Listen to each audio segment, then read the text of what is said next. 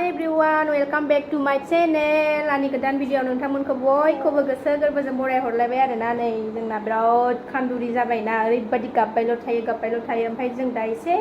Town फारसे थांनो ओंखारदों आरोना बेखौनो नोंथांमोनजोंबो शेयार खालामनो सानबाय अननानै दिनैबा नै भिडिअखौ जोबजासिम नायलांदोलाय थ'दो बिदिब्ला भिडिअखौ सेट खालामसै जों थांनो ओंखारखाबाय आरोना बेलासिबायबो 4:30 जाबाय 4:30 नङा 5टासोआनो जाबावबाय खोमा दां थांनोसै जों बोथोराबो अखा हाहां जादों नै बार बारगासिनो एसे माने फिसाजोना बथल गैला आरोना स्कुलाव लांग्रा बथलानो बायबोदों बोरै इदि सोखाबोखो माबाखो सिफायबोखो साथाया स्कुटियाव दंखायोमोन नामा बेखौनो लायनो थांनो नागिरदों बोथोरा बेरायनो मोजां जाथारदों खान्दुरिया जोंना गाबख' दैलेसो जाबाय ओरैबायदि गाबबाय थायो ओमफ्राय बिमाजों बिदि बारजों गोलैदों बिमाजों बिदि सिथाबनानै थानो मोनबाल' माने बेहा गोजोनो आरोना ओरैबायदि जाला गासिबो सोरांनायनिफ्रायनो आं खामानिखौ बेखौ बानानैनो मावजोबनांगौ आरो दुगैनोबाल' खुनुरुखुम गाबहोनानै दुगैनांगौ जायो बायद' उफाय गैया आरो जा हब्रायो गाबनायाबो ओरैबायदि हब्रायोना गाज्रि जाथारबायलै देरसिया गाज्रि जाथारबाय फानहरनोसैसो आं फानहरनोसै नोंसोरो गांदेल मारिगोननि थांगोनसै जोङो थांगासिनो जों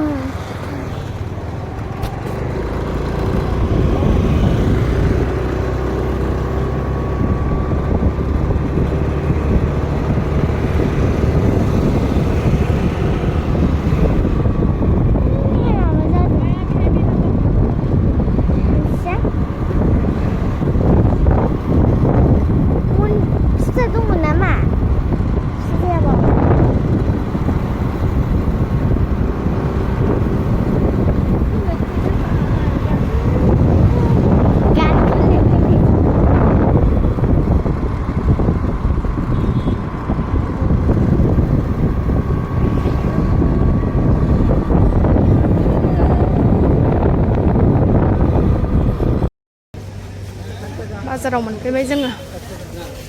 जुहांबाय नै बेलासिनिखाय बाजारखौ दिनै सानडेमोन नालाय ओंखायनो बाजार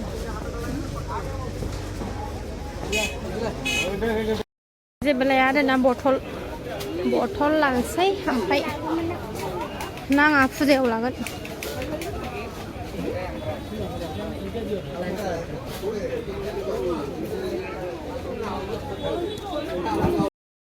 फैबाय न'आव सफैबाय नै सासेयाबो उन्दुबोबाय नै जि मोजांनो मोनालायबाय जेबो लायाखै आरोना बथल ओमफ्राय एसे ओरैनो नारि लानानै फैबाय मैथाजों जानो लुबैदों मम' लाबोदों मम' जानोसै नै जेबो लाबोयाखै मम' लाबोबाय बथला नै आरो सिफायबावदो एबार मम' जानोसै मम' ना लाबोदों नै मैथाजों जानोसै मैथा खानानै दोननो रोङासै आरो मैथा खाबावनांगौसो दोनदो दा सुनोसै मम' जानोसै नै मम' माबायदिथाय ना सोनाना सिखारबाय नै आंना लोखिया ना बिस्कुट जादों नोंहा दैलाय आगैनि दैया बै बथलाव लानानै फै बेखौ चेन्ज खालायनांगौ आं मिन्थि खान्दुलि जाथारबायना सुनायानो ना सुपखौ लोंनाय नायनि बिराद टेस्टि सुपआ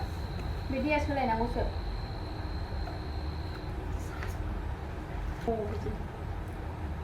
बिदिनो खालाय सबायजों वा आं जुस लोंदोंमोन नामा बिदिनो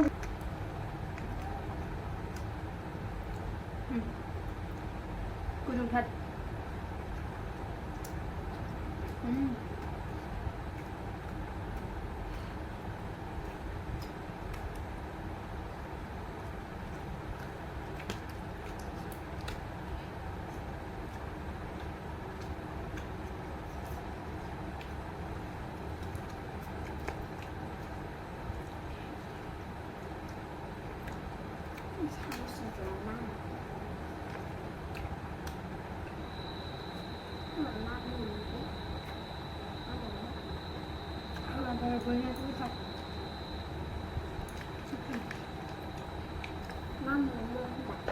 chicken momo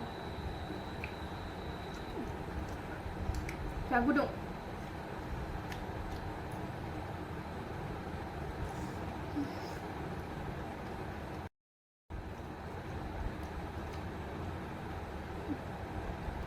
계산 팁. 시장님 바जार 가래셔도.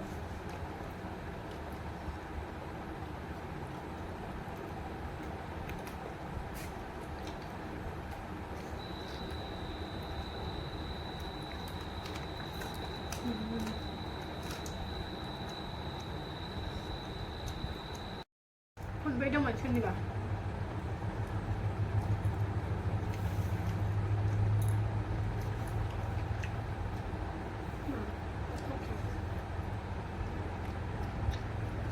플러스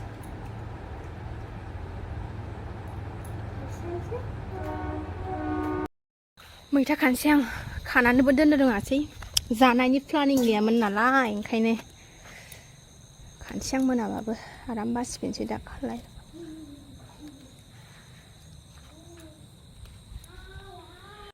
खाखांबाय आङो संसै आं थाब थाबनो सायना लागोनसै एवबाय आङो नै ना एवगासिनो दङ आङो नै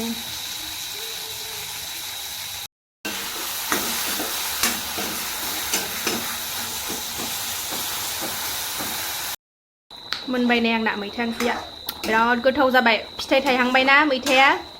ओंखायनो बिराद टेस्टि जाहांबाय आरो ओरैनोबाबोथ' मैथाजों ना फाङासजों गोथावखा खानोसै जाबाय ओंखाम जानोसै दसे थानानै सना नै सनाया गेलेगासिनो दङ नै जोंना गसंनोबो लोंबावबायसो थाबायनो बावथारला ना सना थांदो लेखा दोनहैदो ओंखाम जानोसै नै 11ता जालायलायबाय गाबोन फुङावनो सिखारनांगौआ स्कुल दङ टाइमानो 11ता जालायलायबाय ओंखानसै गाहायाव मोनबायनोसै दे थादा ओंखाम खुरनोसै दे सना जानोसै नै थाब थाबनो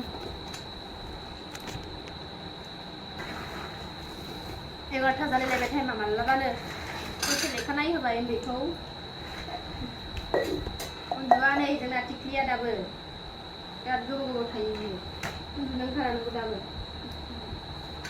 जेबो सङासै आरोना आं मैथाजों नाजोंल' ओंख्रिया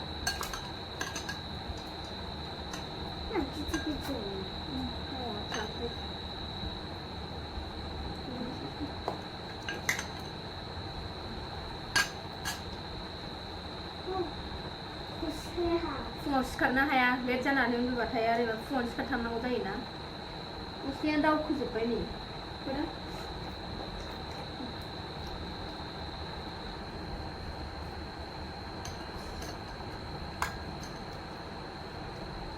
ना फाङासजों मैथाजों ओरैबायदि गोथाव जायो आरो फिथाइ थाइबा अमा बेदर गोरानजों बरिया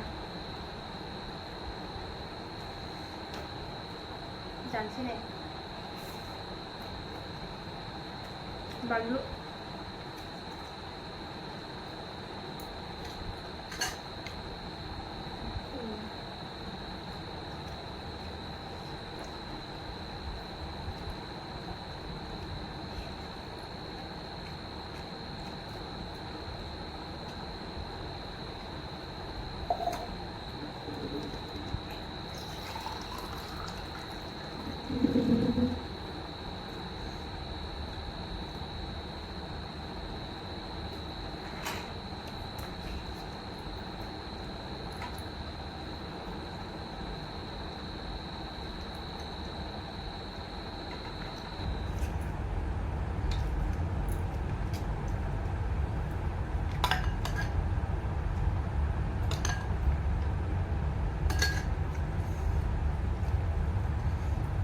मैथाजों जाबा थाब ओंखाम उखैफिनो आङो